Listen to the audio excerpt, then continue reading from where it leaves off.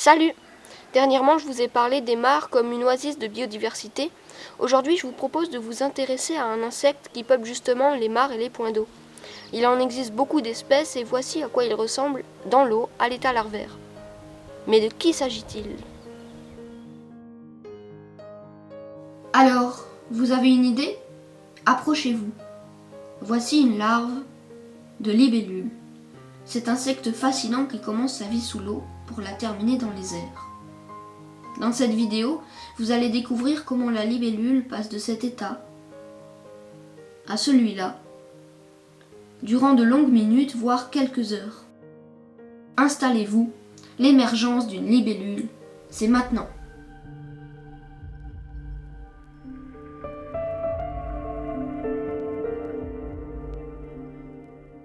Tout commence dans l'eau. Les œufs pondus par la femelle, ici un anax empereur, vont donner naissance à des larves. Ces larves peuvent rester dans l'eau une, voire plusieurs années selon les espèces.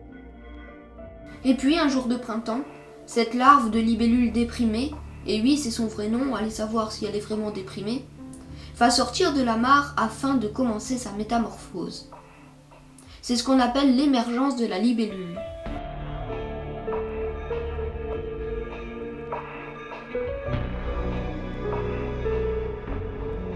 Ici, elle va durer un petit peu plus d'1 heure et demie.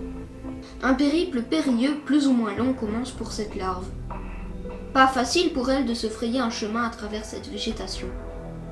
Son objectif? Rechercher une petite branche, une brindille, une feuille, un roseau, une pierre. Bref, de quoi s'accrocher pour commencer sa métamorphose. Au bout de quelques minutes, voici notre larve bien accrochée à la végétation. D'une respiration aquatique, voilà qu'elle vient de passer à une respiration aérienne. Première étape, réussie. Elle s'agrippe, elle entoure ses pattes pour ne pas tomber à la moindre rafale de vent. À partir de maintenant, la voilà à la merci des prédateurs. Grenouilles, crapauds, moineaux, merles et même fourmis. Sa vie ne tient pas à grand-chose.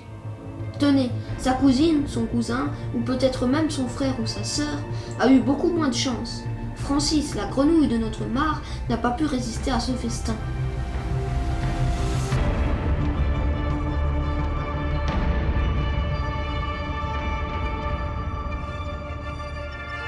Allez, revenons à notre star du jour. On accélère les images. Immobile, la peau de son thorax et de sa tête se craque. Elle se tortille. Quelques instants plus tard, la libellule sort sa tête, son thorax, puis ses pattes.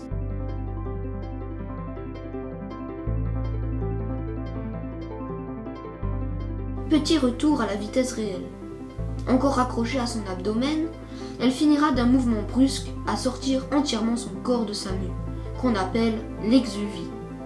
Mais sa métamorphose est loin d'être terminée. Alors, on réaccélère. Son abdomen va grandir, tout comme ses ailes encore bien fripées. Le sang va se propager dans tout son corps, elle grossit, grossit, grossit et grossit encore.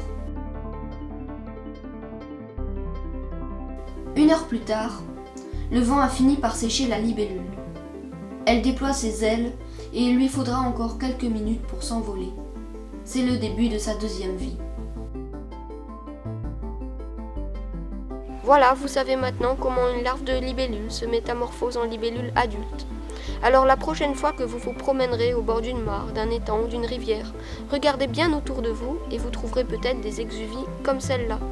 Il en existe autant qu'il existe de libellules ou d'agrillons.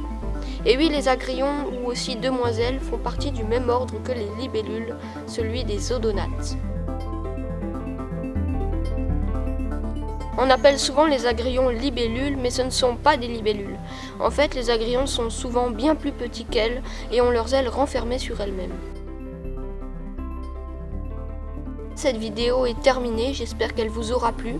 Si vous voulez visionner l'émergence de la libellule déprimée en temps réel ou en accéléré, rendez-vous sur ma chaîne YouTube. Bonne observation, salut!